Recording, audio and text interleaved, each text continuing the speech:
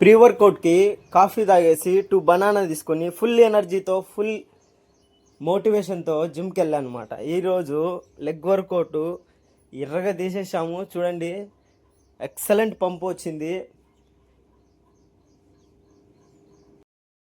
ఈ 1 వీక్ మొత్తం 2600 to 2800 calories మనం డైలీ ఇంటేక్ చేస్తున్నాము.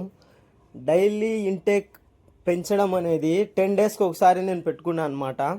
నెక్స్ట్ 10 డేస్ తర్వాత 2900 3000 వరకు క్యాలరీ ఇంటేక్ అనేది చేస్తాను.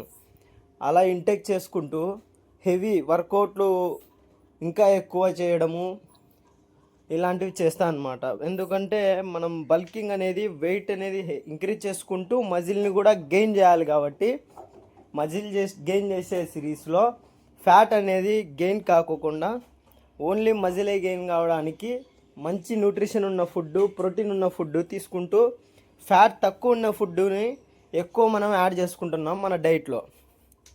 మీరు కూడా బల్కింగ్ కట్టింగ్ అనేది ఐడియా లేకుంటే నా ప్రీవియస్ వీడియోలో చూడండి, లేదంటే మీకు ఏదైనా డౌట్ ఉన్నా కూడా కామెంట్ సెక్షన్లో అడగండి. నెక్స్ట్ లైవ్లో మీ డౌట్లని క్లియర్ చేస్తాను.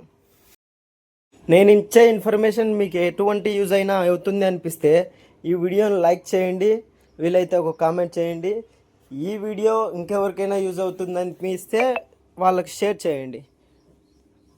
మీరు లైక్ చేయడం వల్ల ఇది మరికొందరికి చేరే అవకాశం ఉంటుంది. ఫైనల్గా లెగ్ ఎక్స్టెన్షన్ అనేది డ్రాప్ సెట్ పెట్టుకున్నాను అనమాట. ఎనర్జీ చాలా ఉండడం వల్ల డ్రాప్ సెట్ చేయడం జరిగింది.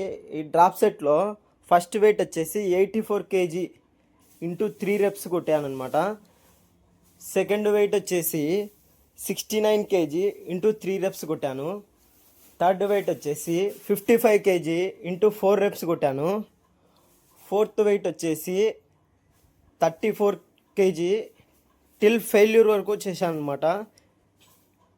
మీరు కూడా బల్కింగ్లో ఉన్నప్పుడు కాంప్రమైజ్ అవ్వకుండా మీకు ఎంతవరకు వీలైతే అంతవరకు చేయండి, ఫెయిల్యూర్ అయ్యేంత వరకు చేయండి. ఎందుకంటే మజిల్ ఫెయిల్యూర్ అవ్వడం వల్ల మాత్రమే గ్రోత్ అనేది చాలా ఎక్కువ ఉంటుంది అన్నమాట. Thank you for watching my videos.